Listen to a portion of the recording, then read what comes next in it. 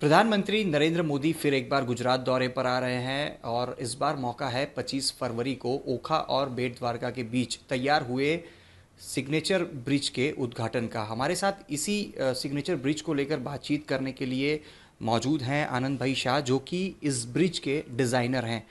क्या खासियत है इस ब्रिज की और क्यों ये ब्रिज की चर्चा पूरे देश में आज हो रही है, इसको लेकर हम बातचीत करेंगे। आनंद भाई, आप डिज़ाइनर रहे हैं केबल स्टेड सिग्नेचर ब्रिज के। क्या खासियत है इस ब्रिज की, क्योंकि प्रधानमंत्री का ड्रीम प्रोजेक्ट इस ब्रिज को बताया जा रहा है। 2016 से तैयारियां हो रही थी, आखिरकार ब्रिज समुद्र के ऊपर बनकर तैयार हो चुका है। जी अतुल जी, ये काफ़ी मायनों में विशेष ब्रिज है, क्योंकि ये ब्रिज एक आस्था का ब्रिज भी है कि it is connecting faith of our nation. तो ये द्वारका से हम ओखा जाते हैं और ओखा से जब बेट द्वारका जाते हैं, तब ओखा से बेट द्वारका अभी तक सिर्फ फेरी सर्विस से, बोट से ही हम जा सकते थे। तो ये ब्रिज बनने से अभी हम व्हीक्यूलर मूवमेंट मत से भी जा सकते हैं और पेडेस्ट्रियन चल के भी जा सकते हैं। ये ब्रिज जब पहले प्लान हुआ था, जब उसका वर्क स्टार्ट हुआ, तब इसमें काफ़ी चैलेंजेस थी, क्योंकि ये इंडिया के लार्जेस्ट मराइन नेशनल सेंचुरी और मराइन नेशनल पार्क एरिया में आता है, जो ओखा बेट द्वारका का रीजन है। वो यहाँ पे कोरल रीफ्स भी काफ़ी है। तो ब्रिज का अलाइनमेंट एक चैलेंज था, क्योंकि archaeology of survey of India का भी इंटरेस्ट वाला एरिया है, साथ में इंडियन नेवी का भी यहाँ पे स्टेशन है, गुजरात मॉरिटाइन बोर्ड का पोर्ट भी है। तो ये सब डिपार्टमेंट से क्लियरेंस लेके एक फाइनल अलाइनमेंट डिसाइड हुई, जिसके ऊपर ये ब्रिज बनाने का तय हुआ, जो 2.3 किलोमीटर लॉन्ग मराइन ब्रिज और समुद्र सेतु की अलाइनमेंट बनी। उसके बाद ये ब्रिज पे हम लोग ने जो पहले प्लान किया था, वह एक नॉर्मल ब्रिज हम समझ के चल रहे थे, पर बाद में गडकरी जी सर की विज़िट पे हमें ये बताया गया कि हमारे यशस्वी प्रधानमंत्री जी का ये स्वप्न है कि ये एक सामान्य ब्रिज नहीं होगा, एक ये स्पेशल ब्रिज होगा। ये ब्रिज अपने आप में एक काफ़ी विशेषताएं लाएगा और बनने पे ये सिग्नेचर ब्रिज कहलाएगा।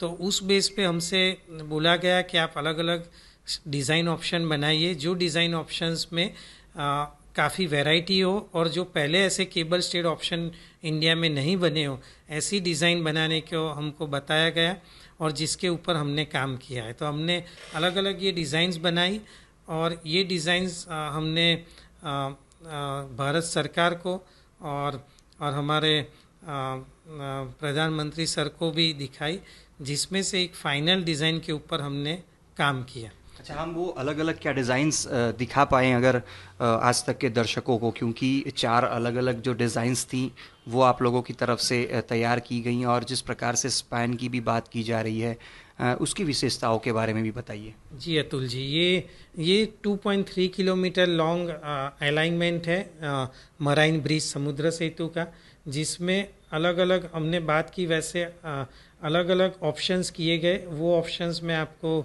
दिखाता हूँ।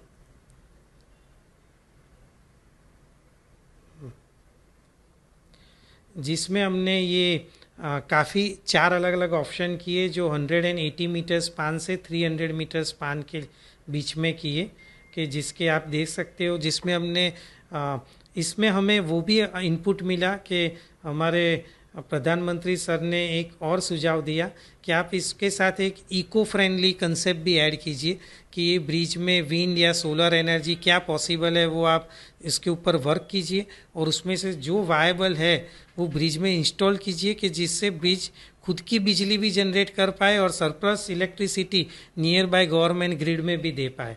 तो हमने ये विंड एनर्जी, सोलर एनर्जी के अलग अलग ऑप्शंस के, ये ब्रिज के अलग अलग डिज़ाइन ऑप्शंस है जो हमने प्रिपेयर किए। अच्छा, ये आप अभी जो दृश्य में देख पा रहे हैं, अलग अलग जो डिज़ाइंस थी वो तैयार की गई, और ये जो डिज़ाइंस थी वो प्रधानमंत्री नरेंद्र मोदी को प्रस्तुत भी की गई। उसके बाद जो डिज़ाइन तय हुई, जब प्रधानमंत्री ने 4 अलग अलग डिज़ाइंस देखी थी, आप दृश्य में भी देख सकते हैं, ए शेप के का भी एक डिज़ाइन तैयार किया गया था, और आखिर में जो डिज़ाइन अभी आप फिलहाल देख रहे हैं, ये डिज़ाइन तैयार किया गया।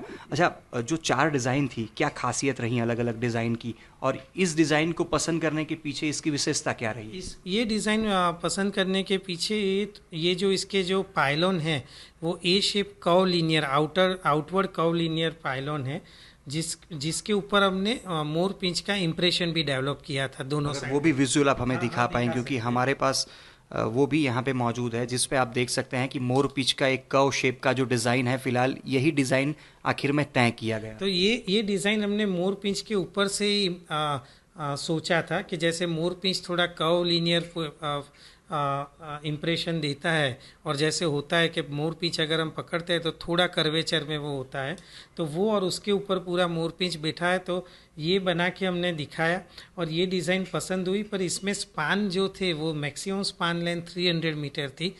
तो उसके ऊपर भी हमें बताया गया कि उसमें भी आप थोड़ा आगे रिसर्च कीजिए, वर्क कीजिए कि उसमें ज़्यादा क्या पॉसिबल है। आज तक इंडिया में कितने लेंथ का स्पान हुआ है और उससे ज़्यादा हम क्या अचीव कर सकते हैं ये डिज़ाइन में।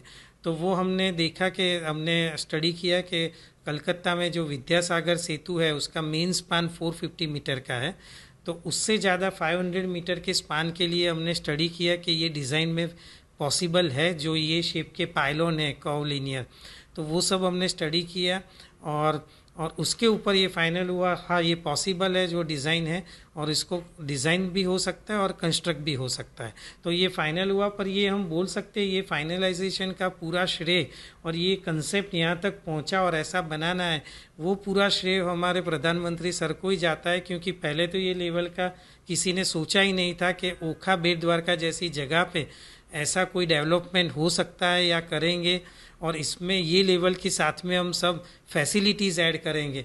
और अकेला सिर्फ ये ब्रिज नहीं, पूरा एरिया साथ में डेवलप होगा, क्योंकि ये ब्रिज के साथ पूरा अभी एरिया डेवलप हो रहा है कि ओखा पोर्ट बेट द्वारिका खुद डेवलप हो रही है। उसका जो 12.5 स्क्वायर किलोमीटर का जो एरिया है उसमें अभी काफ़ी सारे डेवलपमेंट प्रोजेक्ट हो रहे हैं, बीच फ्रंट डेवलप हो रहा है, घाट्स डेवलप हो रहे हैं, उसमें इको सेंसिटिव एरिया डेवलप हो रहा है, तो मंदिर परिसर खुद नया डेवलप हो रहा है, उसमें भी काफ़ी कुछ, तो एक पूरा एरिया डेवलप हो रहा है और एक इंटरनेशनल टूरिस्ट स्पॉट्स बन रहा है। अच्छा, खास करके ये जो ब्रिज बना हुआ है, जो कर्व शेप की आप बात कर रहे हैं, इसकी भी हाइट क्या है, कितनी दूरी के अंतर से ये दिखाई पड़ता है, और खास करके जो पदयात्री हैं, अगर 4 व्हीलर लेकर कोई नहीं जाता है, पदयात्रा करके अगर किसी को जाना है, तो किस प्रकार की फैसिलिटीज़ इस ब्रिज पे उपलब्ध कराई गई हैं? जी अतुल जी, जिसे इसमें हम देख सकते हैं कि ओखा साइड भी यहाँ पे एक पार्किंग प्लान किया हुआ है जो अभी बन के तैयार हो गया है। वो 24,000 स्क्वायर मीटर मतलब 2,50,000 स्क्वायर फुट एरिया में पूरा पार्किंग तैयार हुआ है। तो अगर किसी को ओखा से बेट द्वारका चल के जाना है तो उनके लिए भी ये एक पॉसिबिलिटी है due to this parking. And ये ब्रिज है, सिर्फ व्हीकुलर ब्रिज नहीं है, ये 27 मीटर वाइड चौड़ा ब्रिज है जिसमें 4 लेन व्हीकुलर मूवमेंट है और दोनों तरफ 2.5 मीटर के मतलब 8.5 फीट के क्लियर पेडेस्ट्रियन कॉरिडोर है। तो वो पेडेस्ट्रियन कॉरिडोर से आप चल के बेट द्वारका टेम्पल जा सकते हो। और ये जो पेडेस्ट्रियन कॉरिडोर है उसके ऊपर रूफ शेड बनाया हुआ है जिसके ऊपर 1 मेगावाट का सोलर प्लांट इंस्टॉल किया है जो ब्रिज की खुद के लिए भी बिजली जनरेट करेगा और सरप्लस बिजली नियर बाय ग्रिड में सप्लाई करेगा। और ये जो पेडेस्ट्रियन कॉरिडोर है उसमें एवरी 10 मीटर पे हमने ये कंक्रीट स्लैब और स्टोन स्लैब्स में रिलीजियस इन्फॉर्मेशन, धार्मिक बातें, गीता ज्ञान, वो सब प्लान किया हुआ है, कंसेप्चुअलाइज किया हुआ है जो अभी बन के तैयार हो गया है। तो आप ओखा से चल के बेट द्वारिका जाओगे तब आपको पूरा कृष्ण भक्ति और काफ़ी सारा रिलीजियस माइथोलॉजिकल आपको इन्फॉर्मेशन मिलेगा और आप काफ़ी कुछ चीज़ें जानते हुए जाओगे। तो एक पूरा भक्ति मार्ग जैसा डेवलप हुआ है। अच्छा, खास करके जो समुद्र की जल की सपाटी होगी और जो ब्रिज की सतह होगी उसके बीच में क्या अंतर रखा गया और कितना मुश्किल था ये बनाना, क्योंकि स्पान की भी बात कर रहे हैं आप, जिस प्रकार से बता रहे हैं कि कोलकाता के विद्यासागर का जो स्पान है उससे भी बड़ा स्पान है, कितना वक्त लगा और जो कॉन्ट्रैक्टर जिनको ये कॉन्ट्रैक्ट मिला इस ब्रिज बनाने का उनके लिए भी कितना मुश्किल रहा? जी, उनके लिए भी ये काफ़ी मुश्किल रहा है क्योंकि ये ब्रिज का काम एग्जीक्यूशन स्टार्ट 2018 में हुआ, और उसके बाद ऑलरेडी सब जानते हैं कोविड-19 भी आ गया और ये एरिया में 2 बड़े साइक्लोन भी आ गए। तो ऐसे लोकेशन पे काम करना जहाँ पे ये वाटर लेवल का वेरिएशन है because of the sea water ups and downs level, और ये चैलेंजिंग वेदर कंडीशन में ये काम काफ़ी ट्रिकी रहा है। साथ में ये जो 500 मीटर का स्पान है वो अपने आप में इंडिया का सबसे बड़ा स्पान था, तो वो कंस्ट्रक्ट करना, इतने 150 मीटर हाइट के पाइलोन, मतलब 35 स्टोरी बिल्डिंग के पाइलोन ऐसे सी में बीच में कंस्ट्रक्ट करने काफ़ी चैलेंजिंग रहा है। वो साथ में कर्व लीनियर मतलब कर्वेचर प्रोफाइल में हुआ है, तो काफ़ी चैलेंजिंग काम रहा है। पर अभी जो काम बन के निकला है वो जो जैसे डिज़ाइन किया था, जैसे 3D व्यूज़ बने थे ऐसे ही साइट पे बना है। तो मैं यहाँ पे धन्यवाद करना चाहूँगा कॉन्ट्रैक्टर का और जो भारत सरकार के और गुजरात सरकार के इंजीनियर्स हैं जिन्होंने ये अचीव करवाया है। अच्छा, क्या विशेषता रहेगी रात्रि के दौरान भी, क्योंकि जिस प्रकार से भगवान कृष्ण का धाम है बेट द्वारका और भगवान कृष्ण के दर्शन के लिए वहाँ जाते हैं और उन्हीं को देखते हुए एक मोर पीछ इस पे लगाया भी गया है। कितने किलोमीटर दूरी से ये दिखता है? और अगर हम ब्रिज से अगर ये कर्व स्पान की भी बात करते हैं तो इसकी कितनी ऊंचाई है? ये कर्व स्पान 150 मीटर ऊंचा है। तो आपको मीठापुर क्रॉस करोगे, द्वारका से आप ओखा जा रहे हो तो मीठापुर क्रॉस करने के बाद आपको ये पाइलॉन्स दिखने शुरू हो जाएंगे बिकॉज ऑफ इस height and the span, main span of 500 metre and overall cable stayed span of 900 metre. तो ये दिखना शुरू हो जाएंगे।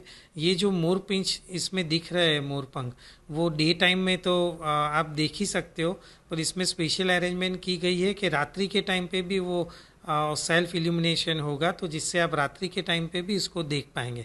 साथ में ये दोनों पाइलोन के ऊपर 3D लेज़र होलोग्राफिक इमेज करने का भी प्लान किया हुआ है, और काफ़ी कुछ लाइटिंग पूरे ब्रिज के ऊपर और पाइलन के ऊपर भी प्लान की गई है। अच्छा, ब्रिज की कैपेसिटी क्या रहेगी, क्योंकि हज़ारों लाखों लोगों की संख्या में लोग भगवान कृष्ण के दर्शन करने जाते हैं। अब तक तो फेरी सर्विस के माध्यम से लोग जाते थे, पर अब ब्रिज होगा तो कैपेसिटी भी क्या रहेगी इसकी? अभी तक तो जो डेटा था उस हिसाब से करीबन 22 से 25 लाख लोग एवरी ईयर ओखा से बेट द्वारका दर्शन के लिए जाते हैं।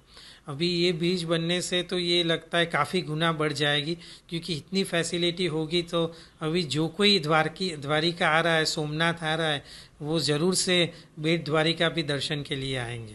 तो ओखा और बेट द्वारका के बीच ब्रिज बनाने की तैयारियां पिछले कई बरसों से चल रही थी, लेकिन प्रधानमंत्री नरेंद्र मोदी ने एक ड्रीम प्रोजेक्ट के तहत एक ऐसा ब्रिज निर्माण करने का आदेश दिया जिसमें केबल स्टेड के साथ सिग्नेचर ब्रिज तैयार करने का आदेश दिया। 4 अलग अलग डिज़ाइंस थी, उसमें से एक डिज़ाइन प्रधानमंत्री ने तय की और आदेश भी किया कि देश का सबसे लंबा स्पान वाला ये केबल ब्रिज होना चाहिए, जिसको सिग्नेचर ब्रिज के तौर पे अब जाना जा रहा है, जिसके उद्घाटन के लिए प्रधानमंत्री नरेंद्र मोदी आ रहे हैं। और आने वाले दिनों में जो लोग बेट द्वारका तक भगवान कृष्ण के दर्शन करना चाहते हैं, वहाँ जाना चाहते हैं, वो जो फेरी सर्विस के माध्यम से वहाँ जाते थे उनके लिए एक विशेष ब्रिज बनकर तैयार हो चुका है, जो लगभग 1000 करोड़ की लागत से तैयार हुआ है। कैमरा पर्सन प्रीतेश रावल के साथ अतुल तिवारी, आज तक, अहमदाबाद।